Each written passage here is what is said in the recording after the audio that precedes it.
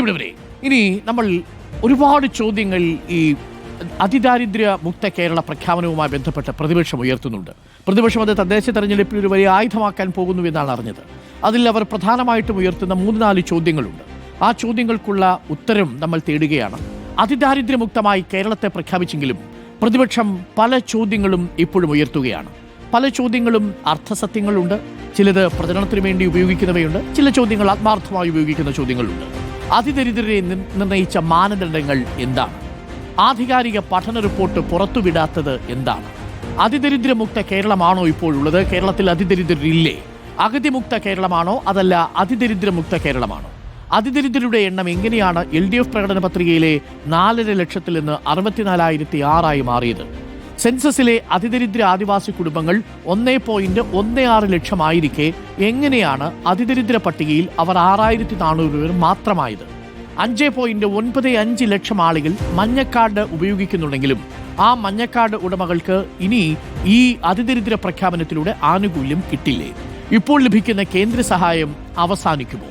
233 രൂപ ദിവസക്കൂലി ലഭിക്കുന്ന ആശാവർക്കർമാർ അതിദരിദ്രരല്ലേ? ഇങ്ങനെ നിരവധി ചോദ്യങ്ങളാണ് നമ്മൾ കേട്ടുകൊണ്ടിരിക്കുന്നത്. പല ചോദ്യങ്ങൾക്കും കൃത്യമായ ഉത്തരം നമുക്ക് നേരത്തെ തന്നെ മന്ത്രിയും ഒരുപാട് ആളുകളും ഒക്കെ നൽകി കഴിഞ്ഞിട്ടുണ്ട്. പക്ഷേ അത് വളരെ കൃത്യമായി വളരെ വ്യക്തമായി പ്രേക്ഷകരിലേക്ക് എത്തിക്കുകയാണ് ഈ ലഘു സംഭാഷണത്തിന്റെ ഉദ്ദേശം. നമുക്കിപ്പം തദ്ദേശ വകുപ്പ് മന്ത്രി MB രാജേഷ് ചേരുന്നുണ്ട്. നമസ്കാരം Shri MB Rajesh, good morning. നമസ്കാരം, ഗുഡ് മോർണിംഗ്. മിനിസ്റ്റർ, ചില ചോദ്യങ്ങൾ, എല്ലാ ചോദ്യങ്ങളും നമുക്ക് സമയത്തിൻ്റെ ഒരു പരിമിതി ഉള്ളതുകൊണ്ട് ഞാൻ അതിലേക്ക് കടക്കുന്നില്ല. എങ്കിലും ഏറ്റവും പ്രധാനപ്പെട്ട ചോദ്യങ്ങളിൽ, ക്രിട്ടിക്കലായ ചോദ്യങ്ങളിലേക്ക് നമ്മൾ കടന്നാൽ അതിലൊന്ന്, ഇതൊരു PR സ്റ്റണ്ടാണോ? അങ്ങനെയാണ് പ്രതിപക്ഷം പറയുന്നത്. ഈ തെരഞ്ഞെടുപ്പിൽ അവർ ഉപയോഗിക്കാൻ പോകുന്നത് ഈ പ്രഖ്യാപനം ഒരു PR വർക്കാണ് എന്നാണ്. അതിനുള്ള മറുപടി?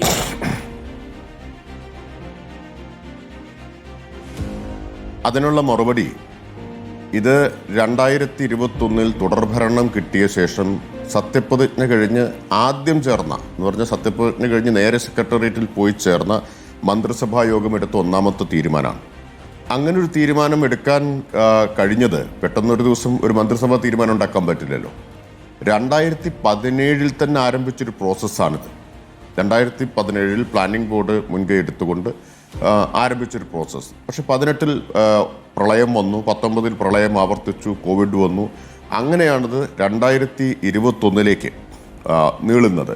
2021 ആദ്യത്തെ മന്ത്രിസഭാ യോഗം ഈ തീരുമാനമെടുത്തു. ആ മന്ത്രിസഭാ യോഗത്തിന് ശേഷം മെയ് 25 എൻ്റെ ഓർമ്മ, 2021 മുഖ്യമന്ത്രിയുടെ പത്രസമ്മേളനം ഉണ്ടായി മന്ത്രിസഭാ യോഗ തീരുമാനം വിശദീകരിക്കാൻ. അതിൽ പ്രഖ്യാപിച്ച കാര്യമാണ്. അന്ന് പ്രഖ്യാപിച്ചു 2025 നവംബർ 1 കേരളപ്പിറവി ദിനമാണ് ഈ ലക്ഷ്യം കൈവരിക്കാനുള്ള ഒരു ടാർഗറ്റായിട്ട് അല്ലെങ്കിൽ സമയക്രമം നിശ്ചയിക്കുന്നത് എന്ന്. അപ്പോൾ ഇത് PR സ്റ്റണ്ടോ തെരഞ്ഞെടുപ്പ് ലക്ഷ്യം വെച്ചുള്ളതോ ആണ് എന്ന വാദത്തിന് ഇനി എന്ത് നിലനിൽപ്പാണുള്ളത്? അതിനുശേഷം വിപുലമായിട്ടുള്ള പ്രവർത്തനങ്ങൾ ആരംഭിക്കുകയാണ്. ആദ്യം ചെയ്യുന്നത് ആദ്യം കില ഒരു കൈപ്പുസ്തകം പ്രസിദ്ധീകരിച്ചു. നോക്കൂ, നമ്മുടെ വിദഗ്ധരായിട്ടുള്ള ആളുകൾ, പ്രതിപക്ഷം, ഇവരൊന്നും ഒരു രേഖ പോലും കാണുകയോ അതിനുവേണ്ടി ഒരു എഫർട്ട് എടുക്കുകയോ ചെയ്യാതെ എത്ര ഉത്തരവാദിത്വരഹിതമായിട്ടാണ് സ്വീപ്പിംഗ് സ്റ്റേറ്റ്മെൻറ്റ്സ് നടത്തിക്കൊണ്ടിരിക്കുന്നത്. അപ്പോൾ കിലയുടെ കൈപ്പുസ്തകത്തിൽ വ്യക്തമായിട്ട് പറഞ്ഞിട്ടുണ്ട് എന്താണ് അതിദാരിദ്ര്യം, എങ്ങനെയാണ് അതിദരിദ്രരെ നിർണ്ണയിക്കുന്നത്, അവരെ കണ്ടെത്താനുള്ള രീതിശാസ്ത്രം എന്താണ്. ഇതൊക്കെ അധ്യായം 1, 2, 3, 4, 5 ആയിട്ട് വ്യക്തമായിട്ട് പറയാറ്. അത് നമ്മുടെ മുമ്പിലുണ്ട്. എപ്പോൾ? കഴിഞ്ഞ 4.5 കൊല്ലമായിട്ട് ആ ഡോക്യുമെൻ്റ് നമ്മുടെ മുമ്പിലുണ്ട്. അത് കഴിഞ്ഞ് ജൂലൈ 17, അതിനു മുമ്പാണ്, ജൂലൈ 16 തീയതി വിശദമായൊരു മാർഗരേഖ സർക്കാർ ഉത്തരവായി ഇറങ്ങി. പബ്ലിക് ഡൊമൈനിലുണ്ട്, വെബ്സൈറ്റിൽ ലഭ്യമാണ്. 19 പേജുള്ള മാർഗരേഖയാണ്. അതിലും ഈ കാര്യങ്ങളെല്ലാം വ്യക്തമാക്കിയിട്ടുണ്ട്. എങ്ങനെ അതിദരിദ്രരെ കണ്ടെത്തണം തുടങ്ങിയ കാര്യങ്ങൾ. അതിനുശേഷം വലിയ ഒരു പരിശീലനം ആരംഭിക്കുന്നു. 4 ലക്ഷത്തോളം പേർക്ക്, അതിൽ ജനപ്രതിനിധികളെല്ലാവരുമുണ്ട്, അതിൽ സാമൂഹിക സംഘടനകളുടെ പ്രവർത്തകരുണ്ട്, വോളണ്ടറി ഓർഗനൈസേഷൻ്റെ പ്രവർത്തകരുണ്ട്, ഉദ്യോഗസ്ഥരുണ്ട്. ഇവർക്ക് വിശദമായിട്ടുള്ളൊരു പരിശീലനം കൊടുക്കുകയാണ്. ആ പരിശീലനത്തിന് ശേഷം തദ്ദേശ സ്ഥാപന തലത്തിൽ വിവരശേഖരണം നടത്തുന്നു. ആ വിവരശേഖരണത്തിന് ശേഷം ഫോക്കസ് ഗ്രൂപ്പ്, 58,000-ലധികം ഫോക്കസ് ഗ്രൂപ്പുകൾ ലഭിച്ച വിവരങ്ങൾ അവർ ചർച്ച ചെയ്യുന്നു. ആ ചർച്ചയ്ക്ക് ശേഷം വാർഡ് തലത്തിലുണ്ടാക്കിയ ജനകീയ സമിതി അത് പരിശോധിച്ച് അവർ ആ ലിസ്റ്റിൽ നിന്ന് ഓരോ വാർഡിലും അതിദരിദ്രരായിട്ട് ഉൾപ്പെടുത്തേണ്ടവരെ ശുപാർശ ചെയ്യുന്നു. അതും കഴിഞ്ഞ് ഗ്രാമസഭ ജനകീയ സമിതി ശുപാർശ ചെയ്ത പട്ടിക ഗ്രാമസഭ പരിശോധിച്ച് അത് അംഗീകരിക്കുന്നു. അത് കഴിഞ്ഞ് ഓരോ തദ്ദേശ സ്ഥാപനത്തിൻ്റെയും ഭരണസമിതി, ഓർക്കണം, തദ്ദേശ സ്ഥാപന ഭരണസമിതി തിരഞ്ഞെടുക്കപ്പെട്ട ഭരണസമിതിയാണ്. ഭരണസമിതി ഔദ്യോഗികമായിട്ട് അപ്രൂവ് ചെയ്യുന്നു ആ പഞ്ചായത്തിലെ അതിദരിദ്രരുടെ പട്ടിക. എന്തിൻ്റെ അടിസ്ഥാനത്തിൽ? ഗ്രാമസഭകൾ ശുപാർശ ചെയ്തതിൻ്റെ അടിസ്ഥാനത്തിൽ. അതിൽ UDF ഭരണസമിതികളുണ്ട്, എല്ലാവരുമുണ്ട്. ഇത്രയും വലിയൊരു പ്രോസസ്സ് നടന്ന സമയത്ത് ഇവർക്ക് നിർദ്ദേശങ്ങളോ അഭിപ്രായങ്ങളോ വിമർശനങ്ങളോ എല്ലാം ഉണ്ടെങ്കിൽ കൂട്ടിച്ചേർക്കാമായിരുന്നല്ലോ. ഇവരെവിടെയായിരുന്നു? ഉറങ്ങുകയായിരുന്നു ആ കാലത്തെല്ലാം. ഇവരാരും ഇക്കാര്യം ചൂണ്ടിക്കാണിച്ചിട്ടില്ലല്ലോ. അതിനുശേഷം നോക്കൂ, 2022, 2023, 2024 ഒക്കെ ഇക്കണോമിക് റിവ്യൂ ഇക്കാര്യങ്ങൾ ഇതിൻ്റെ നടപ്പിലാക്കുന്നതിൻ്റെ പുരോഗതി വിശദീകരിച്ചിട്ടുണ്ട്. ഒരിക്കൽ പോലും അസംബ്ലിയിൽ പ്രതിപക്ഷം ഒരു ചോദ്യം ഉന്നയിച്ചിട്ടുണ്ടോ? അതിദാരിദ്ര്യം എന്നൊരു വാക്ക് ഇവർ ഉച്ചരിച്ചിട്ടുണ്ടോ? ചോദ്യമോ സബ്മിഷനോ അല്ലെങ്കിൽ മറ്റേ കോളിംഗ് അറ്റൻഷനോ ഇനി അതൊന്നും വേണ്ട. തദ്ദേശ സ്വയംഭരണ വകുപ്പിൻ്റെ ഡിമാൻഡ് ഫോർ ഗ്രാന്റ് ഡിസ്കഷൻ നടക്കുമല്ലോ എല്ലാ വർഷവും. ആ ഡിസ്കഷനിൽ ഒരു വരിയായിട്ടെങ്കിലും ഇവരാരെങ്കിലും ഇക്കാര്യങ്ങൾ ഉദ്ധരിച്ചിട്ടുണ്ടോ? ഇനി ഇതെല്ലാം മാറ്റിവെക്കാം. 2023 ഗവൺമെൻറ് പബ്ലിക്കിൻ്റെ മുമ്പിൽ ഒരു റിപ്പോർട്ട് അവതരിപ്പിച്ചു. അരുൺ ഓർക്കുന്നുണ്ടോ എന്ന് എനിക്കറിയില്ല. 2023 കേരളീയത്തിൻ്റെ വേദിയിൽ വെച്ചാണ് പ്രകാശനം ചെയ്തത്. Kerala's journey towards zero poverty എന്നും പറഞ്ഞ് ഒരു 47.89% അതിദരിദ്രരെ അതിൽ നിന്ന് മോചിപ്പിച്ചു. അതെങ്ങനെയാണ് എന്ന് വിശദീകരിച്ചുകൊണ്ടുള്ള ഒരു റിപ്പോർട്ട് പ്രസിദ്ധീകരിച്ചു. അത് മാധ്യമങ്ങൾ പലരും, പ്രത്യേകിച്ച് ദേശീയ മാധ്യമങ്ങൾ, വളരെ പ്രാധാന്യത്തോടെ വിശകലനം ചെയ്യുകയും വാർത്തകൾ കൊടുക്കുകയും ചെയ്തതാണ്. അന്നിവർക്ക് എതിർപ്പുണ്ടായിരുന്നില്ലേ? അന്നിത് തട്ടിപ്പാണ്, ഇലക്ഷൻ സ്റ്റണ്ട് ആണെന്നോ PR ആണോ എന്നോ ഇവരാരും പറഞ്ഞില്ലല്ലോ. ഈ വിദഗ്ധരോ ഈ പ്രതിപക്ഷമോ ആരും പറഞ്ഞില്ലല്ലോ. അപ്പോൾ യഥാർത്ഥത്തിൽ ഒരു സുപ്രഭാതത്തിൽ ഞെട്ടിയുണർന്ന് അയ്യോ ഞങ്ങളിത് അംഗീകരിക്കുന്നില്ല, ഇത് PR സ്റ്റണ്ടാണ് എന്ന് പറയുന്നത് ആരാണ്? പ്രതിപക്ഷവും പ്രതിപക്ഷ സ്വരം പങ്കിടുന്ന വിദഗ്ധരുമാണ്. ഞങ്ങൾ ഈ 4-4.5 കൊല്ലമായിട്ട് ഇത് ചെയ്തുകൊണ്ടേയിരിക്കുകയാണ്. അവരെന്താ ചെയ്തത്?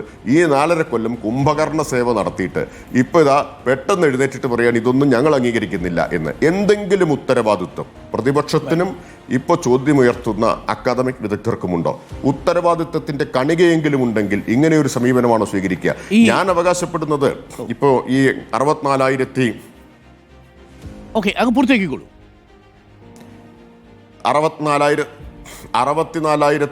കുടുംബങ്ങളിൽ ഒരാളെയും വിട്ടുപോയിട്ടുണ്ടാവില്ല എന്നല്ല.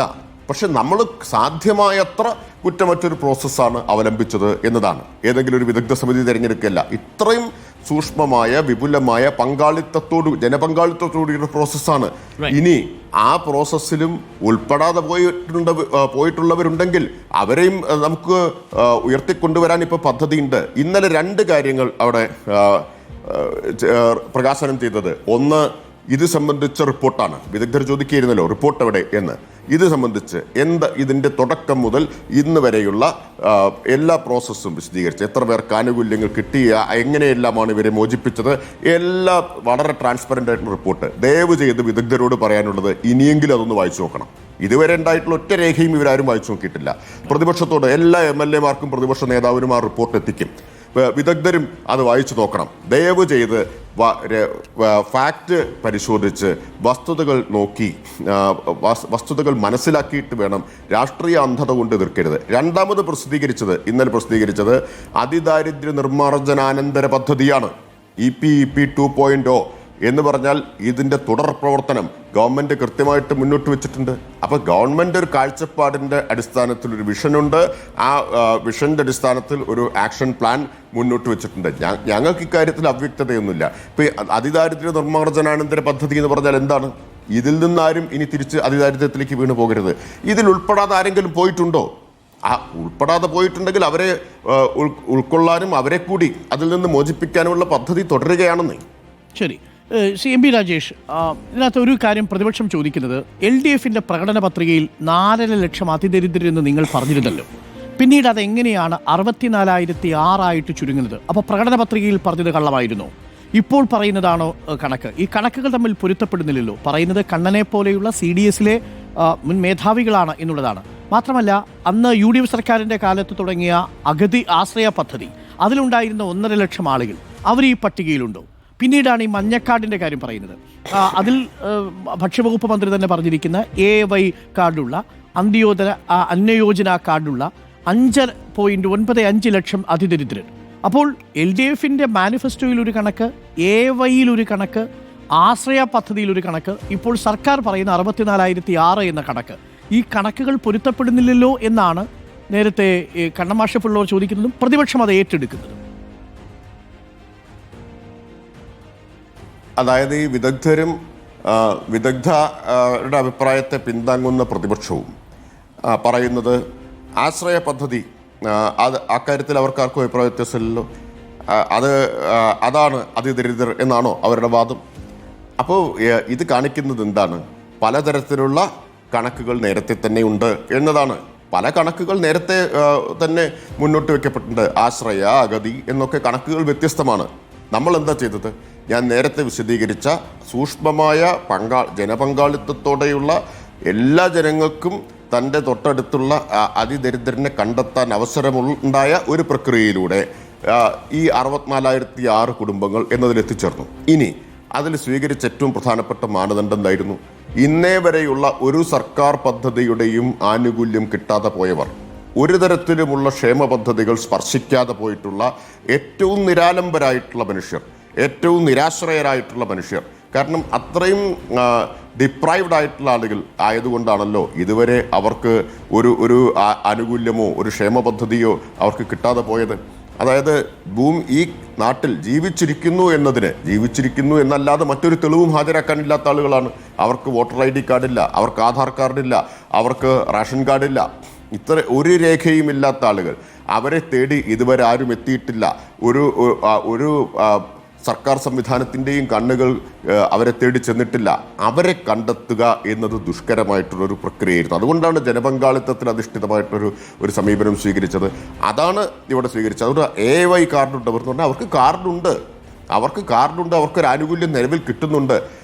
അതുപോലെ മറ്റ് ആശ്രയ പദ്ധതി ഒരു പദ്ധതിയുടെ ഭാഗമാണ് അവർ. അപ്പോൾ അതിലൊന്നും വരാത്ത ആളുകളെയാണ് നമ്മൾ തേടി ചെന്നത്. നേരത്തെ പറഞ്ഞില്ലേ, മഹാത്മാഗാന്ധി പറഞ്ഞ ഏറ്റവും ദരിദ്രനും ദുർബലനുമായിട്ടുള്ള മനുഷ്യൻ, ഒരാളുടെയും കണ്ണിൽ പെടാതെ പോയിട്ടുള്ള ആളുകൾ, അദൃശ്യരാക്കപ്പെട്ട മനുഷ്യർ എന്ന് നമുക്ക് പറയാം. അതേ സർക്കാർ പറഞ്ഞിട്ടുള്ളൂ, അല്ലാതെ ദാരിദ്ര്യം ആകെ തുടച്ചു നീക്കി എന്ന് സർക്കാർ പറഞ്ഞിട്ടില്ല. ഇപ്പം അമർത്യ സെൻ തന്നെ എങ്ങനെയാണ് അതിദാരിദ്ര്യത്തെ നിർവചിക്കുന്നത്? ഡിപ്രൈവേഷൻ ഓഫ് കേപ്പബിലിറ്റീസ് എന്നുള്ളതാണ്. ശേഷികളില്ലാത്ത ആളുകൾ എന്നതാണ് അമർത്യ സെൻ. കേപ്പബിലിറ്റി ഡിപ്രൈവേഷൻ എന്നല്ലേ അമർത്യ സെൻ വിശേഷിപ്പിച്ചിട്ടുള്ളത്. അപ്പോൾ ദാരിദ്ര്യം വേറെ, അതിദാരിദ്ര്യം അങ്ങേയറ്റത്ത് നിരാശ്രയമായിട്ടുള്ള അവസ്ഥ എന്നത് വേറെയാണ്. ഞാൻ ഒരു സംശയം ചോദിച്ചോട്ടെ. ഇതിനകത്ത് ഈ അതിദാരിദ്ര്യം എന്ന വാക്കാണോ പ്രതിപക്ഷം കൺഫ്യൂസ് ചെയ്യിപ്പിക്കുന്നത്? ഇപ്പോൾ അങ്ങ് പറഞ്ഞൊരു വാക്കുണ്ട്, നിരാലംബരായ മനുഷ്യർ, നിരാശ്രയത്വമുള്ള മനുഷ്യർ.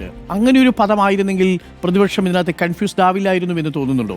കാരണം സർക്കാരിൻ്റെ ഡോക്യുമെന്റിൽ അതിദാരിദ്ര്യത്തെ എക്സ്ട്രീം പോവർട്ടി ആയിട്ട് കണക്കാക്കുന്നുണ്ട്. ഇതിനകത്ത് ഡെസ്റ്റിറ്റ്യൂട്ട് എന്നൊരു പദം, ഞാനതിനെ ഇങ്ങനെ തപ്പിപ്പോയപ്പോൾ എനിക്കതിൽ കിട്ടിയൊരു പദം ഡെസ്റ്റിറ്റ്യൂട്ട് എന്നുള്ളതാണ്. യഥാർത്ഥത്തിൽ നമ്മൾ ഉദ്ദേശിച്ചത് ഡെസ്റ്റിറ്റ്യൂട്ടാണോ? അതായത് നിരാലംബരായ മനുഷ്യർ.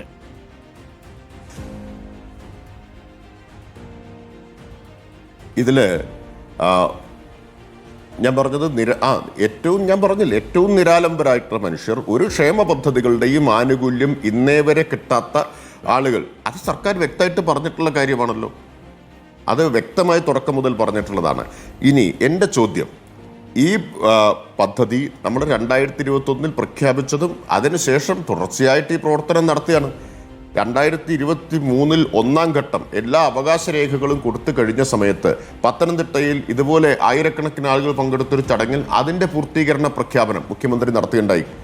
അപ്പോൾ ഇതൊക്കെ ഈ നാട്ടിൽ നടന്ന ആരും അറിയാതെ രഹസ്യമായിട്ടല്ലല്ലോ ചെയ്തത്. ഇനി ഞങ്ങൾക്ക് ഇങ്ങനെ ഒരു തർക്കമുണ്ട്, അതിദാരിദ്ര്യർ എന്നല്ല പ്രയോഗിക്കേണ്ടത്. ഇവരാരെങ്കിലും നേരത്തെ പറഞ്ഞിട്ടുണ്ടോ അരുൺ? അല്ലേ, ഇപ്പോഴാണ് അവർക്ക് ഇതൊക്കെ ബോധോദയം ഉണ്ടാവുന്നത്? വാക്കിൽ പിടിച്ചിട്ടാണോ അവർ തർക്കം ഉന്നയിക്കുന്നത്? ഈ വാക്കിൽ തർക്കമാണ് എന്ന് കരുതുക.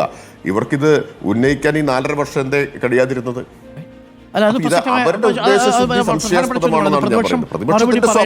പക്ഷേ ഇന്നലെ മുതൽ ഈ ആളുകൾക്കുണ്ടാവുന്ന ഒരു സംശയം, ഈ യെല്ലോ കാർഡ് കിട്ടിയ ആളുകൾ പെട്ടെന്ന് പട്ടികയിൽ നിന്ന് ഇല്ലാതാകുമോ? കേന്ദ്രത്തിന്റെ സഹായം ഇല്ലാതാകുമോ?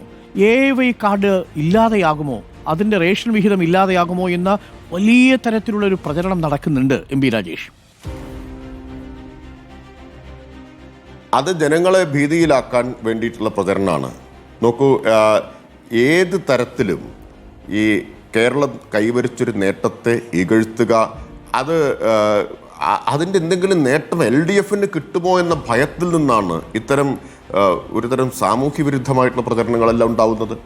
അപ്പോൾ ഇവിടെ AYയിൽ പോലും വരാത്ത, അല്ലെങ്കിൽ ഒരു ആനുകൂല്യവും കിട്ടാത്ത ആളുകളെ നമ്മൾ കൈപിടിച്ചുയർത്താൻ ശ്രമിക്കുന്ന സമയത്ത് അതെങ്ങനെയാണ് AY കാർഡ് ഇല്ലാതാക്കാൻ ഇടയാക്കുക? ഞാൻ ചോദിക്കട്ടെ, ഇവർക്ക് വയനാടിന് സഹായം നിഷേധിച്ചപ്പോൾ മറ്റേ കേരളം കൈവരിച്ച സാമൂഹിക പുരോഗതിയുടെ സൂചികകളുടെ, വിദ്യാഭ്യാസ ആരോഗ്യ സൂചികകളുടെ അടിസ്ഥാനത്തിൽ കേരളത്തിനുള്ള വിഹിതം നിരന്തരമായിട്ട് വെട്ടിക്കുറച്ചപ്പോൾ ഒന്നും ഇവർക്കൊരാശങ്ക ഉണ്ടായിരുന്നില്ലല്ലോ. അന്ന് ഇവരാരും അതിനെ എതിർത്തിട്ടില്ലല്ലോ. ഇപ്പോൾ തെറ്റായ പ്രചരണം നടത്തിക്കൊണ്ടിരിക്കുകയാണ്. അതായത് മിനിസ്റ്റർക്ക് ഉറപ്പിച്ചു പറയാൻ സാധിക്കും, ഇതുമൂലം ഒരു AY കാർഡുകാരൻ്റെയും കാർഡ് നഷ്ടമാവുന്ന സാഹചര്യം ഉണ്ടാവില്ല.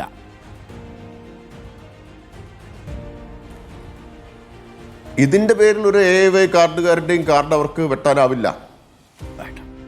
ഓക്കെ, അത് വളരെ ക്ലാരിറ്റിയോടുകൂടി ഇപ്പോൾ എന്തായാലും മിനിസ്റ്റർ പറഞ്ഞിട്ടുണ്ട്. കുറേ അധികം ആളുകൾ ചോദിച്ചിട്ടുണ്ട്. ഇനി ഒരു കാര്യം കൂടി, നമ്മളിതിലെ ആദിവാസി ഗോത്ര മഹാസഭയുമായി ബന്ധപ്പെട്ടും അവരുടെ പ്രൊമോട്ടർമാരുമായിട്ട് ബന്ധപ്പെടുമ്പോഴും അവർ പറയുന്നത് ഏകദേശം 1.25 ലക്ഷത്തോളം കുടുംബങ്ങളുള്ള ആദിവാസി ഊരുകളിൽ 6400 കുടുംബങ്ങൾ മാത്രമാണ് അതിദാരിദ്ര്യം എന്ന് പറയുന്നത് എങ്ങനെ വിശ്വസിക്കാൻ സാധിക്കും എന്നാണ് ചിലർ ചോദിക്കുന്നത്.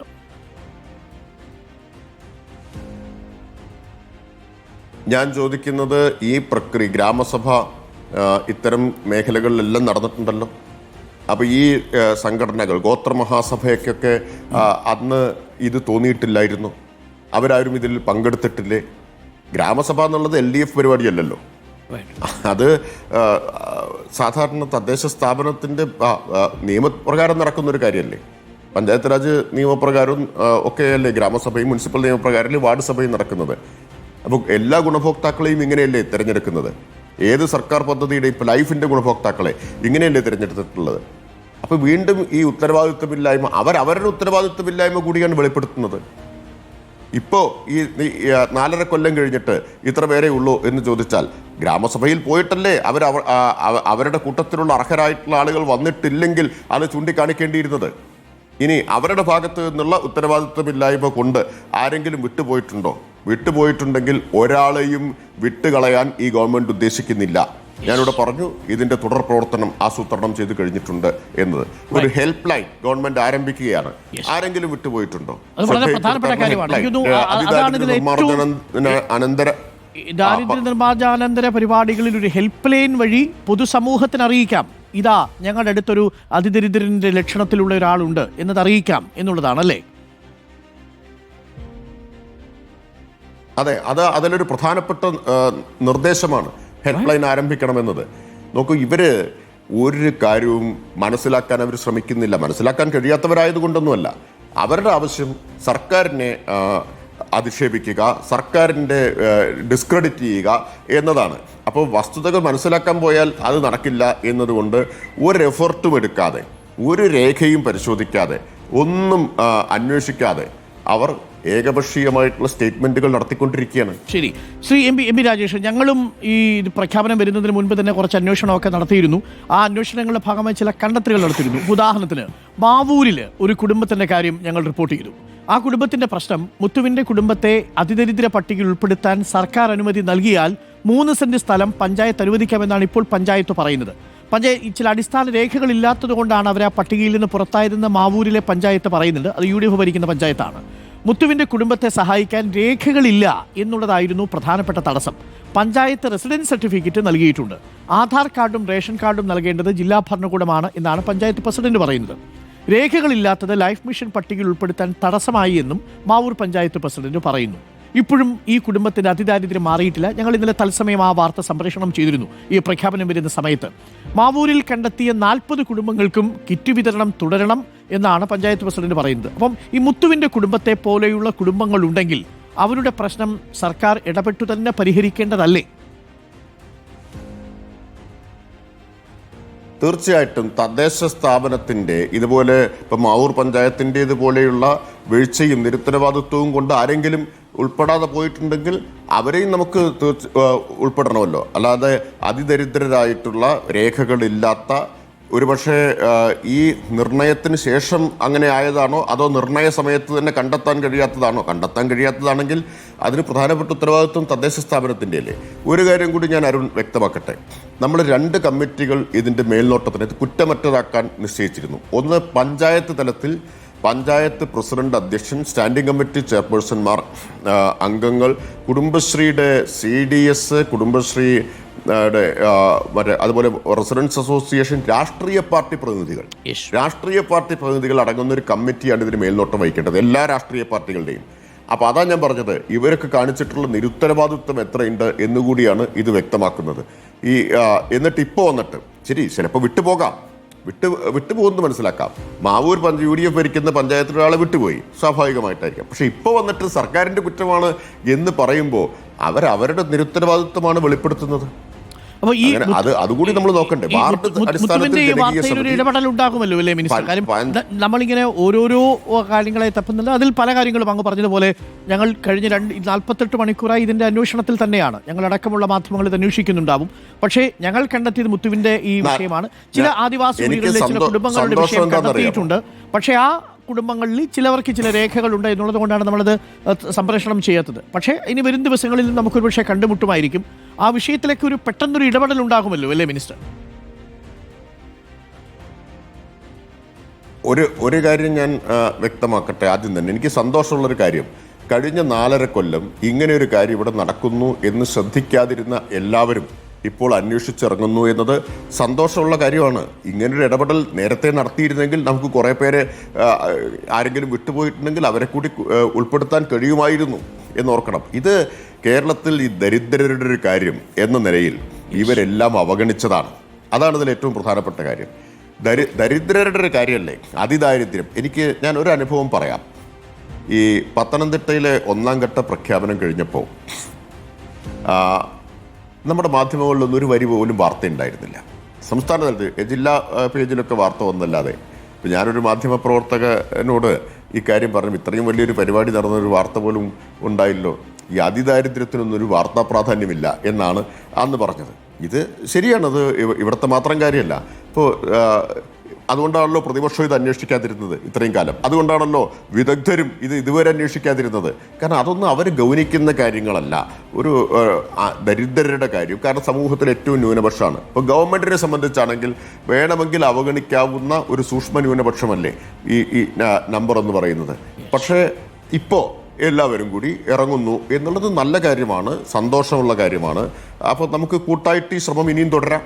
ഓക്കെ മിനിസ്റ്റർ, ഇതിനകത്ത് ഒരു കാര്യം കൂടി പഞ്ചായത്ത് പ്രസിഡന്റ് പറഞ്ഞത് ഗൗരവമുള്ളൊരു വിഷയമായി തോന്നി. അതിദാരിദ്ര്യ നിർമ്മാർജ്ജനത്തിനായിട്ട് സർക്കാർ ഒരു ഫണ്ടും നൽകിയിട്ടില്ലല്ലോ എന്നാണ് പഞ്ചായത്ത് പ്രസിഡന്റ് ഞങ്ങളോട് പറഞ്ഞത്. ആ പഞ്ചായത്ത് പ്രസിഡന്റിന് ഒരു ഉത്തരവാദിത്വം ഇല്ലാത്ത ഒരാളാന്നുള്ളതിൻ്റെ തെളിവാണത്. ആദ്യത്തെ 2 വർഷം 50 കോടിയും ഈ വർഷം 60 കോടിയും അതിദാരിദ്ര്യ നിർമ്മാർജ്ജനത്തിനായിട്ട് നിശ്ചയിച്ചിട്ടുണ്ട്. അതിന് പുറമെ സർക്കാർ കൊടുക്കുന്ന പ്ലാൻ ഫണ്ട് ഇതിനു വേണ്ടി വിനിയോഗിക്കാനുള്ള അനുമതിയും പഞ്ചായത്തുകൾക്കുണ്ട്. അപ്പോൾ ആ തനത് ഫണ്ട് അധികമില്ലാത്ത പ്ലാൻ ഫണ്ടിന് മാത്രം ആശ്രയിച്ച് നിൽക്കുന്ന തദ്ദേശ സ്ഥാപനങ്ങൾക്ക് ഗ്യാപ് ഫണ്ടിന് വേണ്ടിയിട്ടാണ് ബജറ്റിൽ നിന്ന് ഈ പ്രത്യേക അലോക്കേഷൻ, ഞാൻ പറഞ്ഞല്ലോ 50, 50, 60 ഇത്രയും അലോക്കേഷൻ നടത്തിയിട്ടുള്ളത്. അത് ആവശ്യപ്പെടേണ്ടതാണ്. അവർക്ക് ഫണ്ട് ഇല്ലാത്തവർക്ക് ആവശ്യപ്പെടാവുന്ന കാര്യമാണ്. ബാക്കി പ്ലാൻ ഫണ്ട് വികസന ഫണ്ട് ആരാ കൊടുക്കുന്നത്? വികസന ഫണ്ട് ഗവൺമെൻറ്റാണ് കൊടുക്കുന്നത്. എത്രയാണ് കഴിഞ്ഞ 5 കൊല്ലം കൊണ്ട് തദ്ദേശ സ്ഥാപനങ്ങൾക്ക് സർക്കാർ കൊടുത്തിട്ടുള്ളതെന്ന് അറിയാമോ? 70,000 കോടിയാണ്. 70,000 കോടി, 41,000 കോടി വികസന ഫണ്ട്, 18,000 കോടി maintenance grant, road non road maintenance grant, 11,000 കോടി ജനറൽ പർപ്പസ് ഫണ്ട്, 41 + 18 + 11 70,000 കോടിയാണ്.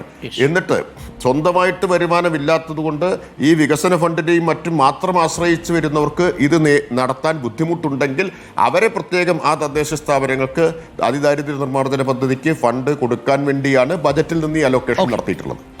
Okay minister, thank you. വളരെ ദീർഘനേരം നമ്മൾ വളരെ ചുരുങ്ങി സംസാരിക്കാമെന്ന് കരുതിയതാണ്. പക്ഷേ ഈ വിഷയങ്ങൾ കേരളം അറിയണം എന്നുള്ളത് കൊണ്ടാണ് അല്പം അധിക സമയം ഞാൻ അങ്ങയുടെ എടുത്തത്. Thank you minister, thank you. അപ്പോൾ കാര്യങ്ങൾ ഉഷാറായി മുന്നോട്ട് പോകട്ടെ. പട്ടിണിയില്ലാത്ത, അതിദരിദ്രരില്ലാത്ത ഒരു നാടായി മാറട്ടെ. ഇനി അതിദരിദ്രർ എന്ന വാക്കാണ് പ്രശ്നമെങ്കിൽ അത് എന്തുകൊണ്ട് ഉന്നയിച്ചില്ല എന്നുള്ള ചോദ്യവും പ്രസക്തമാണ്.